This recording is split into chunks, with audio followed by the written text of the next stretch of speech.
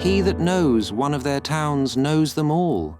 They are so like one another, except where the situation makes some difference. I shall therefore describe one of them, and none is so proper as Amoro, for as none is more eminent, all the rest yielding in precedence to this, because it is the seat of their supreme council, so there was none of them better known to me, I having lived 5 years all together in it. It lies upon the side of a hill, or rather, a rising ground. Its figure is almost square, for from the one side of it, which shoots up almost to the top of the hill, it runs down, in a descent for 2 miles, to the river Anida, but it is a little broader the other way that runs along by the bank of that river. The Anida rises about 80 miles above Amaurot in a small spring at first, but other brooks falling into it, of which 2 are more considerable than the rest. As it runs by Amoro, it is grown 1/2 mile broad, but it still grows larger and larger, till, after 60 miles course below it, it is lost in the ocean. Between the town and the sea, and for some miles above the town, it ebbs and flows every 6 hours with a strong current. The tide comes up about 30 miles so full that there is nothing but salt water in the river, the fresh water being driven back with its force, and above that, for some miles, the water is brackish.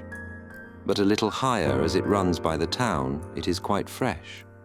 And when the tide ebbs, it continues fresh all along to the sea. There is a bridge cast over the river, not of timber, but of fair stone, consisting of many stately arches. It lies at that part of the town which is farthest from the sea, so that the ships, without any hindrance, lie all along the side of the town.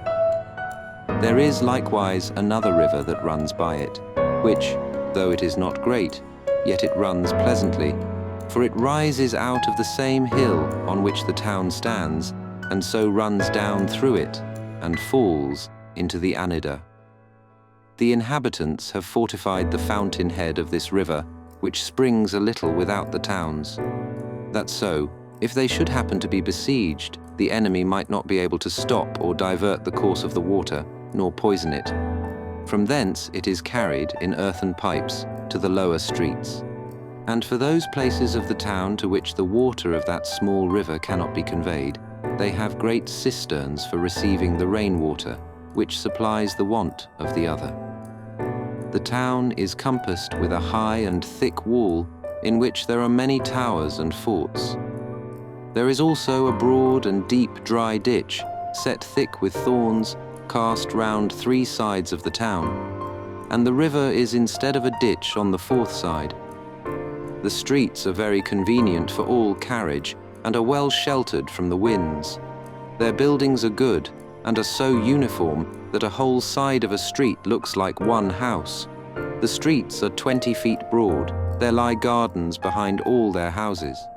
These are large but enclosed with buildings that on all hands face the streets, so that every house has both a door to the street and a back door to the garden. Their doors have all 2 leaves, which, as they are easily opened, so they shut of their own accord. And there being no property among them, every man may freely enter into any house whatsoever. At every 10 years' end, they shift their houses by lots. They cultivate their gardens with great care, so that they have both vines, fruits, herbs, and flowers in them, and all is so well ordered and so finely kept that I never saw gardens anywhere that were both so fruitful and so beautiful as theirs. And this humor of ordering their gardens so well is not only kept up by the pleasure they find in it, but also by an emulation between the inhabitants of the several streets, who vie with each other. And there is indeed nothing belonging to the whole town that is both more useful and more pleasant. So that he who founded the town seems to have taken care of nothing more than of their gardens, for they say the whole scheme of the town was designed at first by Utopia, but he left all that belonged to the ornament and improvement of it to be added by those that should come after him, that being too much for one man to bring to perfection. Their records, that contain the history of their town and state, are preserved with an exact care and run backwards 1760 years. From these it appears that their houses were at first low and mean, like cottages, made of any sort of timber, and were built with mud walls and thatched with straw. But now their houses are 3 stories high. The fronts of them are faced either with stone, plastering, or brick, and between the facings of their walls they throw in their rubbish. Their roofs are flat, and on them they lay a sort of plaster which costs very little, and yet is so tempered that it is not apt to take fire, and yet resists the weather more than lead. They have great quantities of glass among them, with which they glaze their windows. They use also in their windows a thin linen cloth that is so oiled or gummed that it both keeps out the wind and gives free admission to the light.